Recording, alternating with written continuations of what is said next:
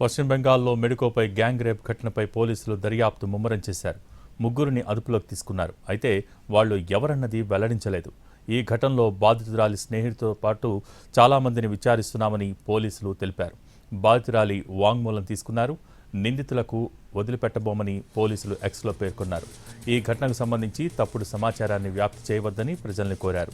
తల్లిదండ్రులు ఇచ్చిన ఫిర్యాదు ప్రకారం బాధితురాలి స్నేహితుడు కూడా ఈ కేసులో ఉన్నట్టు పోలీసులు గుర్తించారు. బాధితురాలిని తప్పుదారి పట్టించి నిర్మానుష్య ప్రదేశానికి తీసుకువెళ్లాడని, ఆ తర్వాత ఆమె నుంచి ఫోన్, డబ్బును లాక్కున్నాడని ఫిర్యాదులో పేర్కొన్నారు.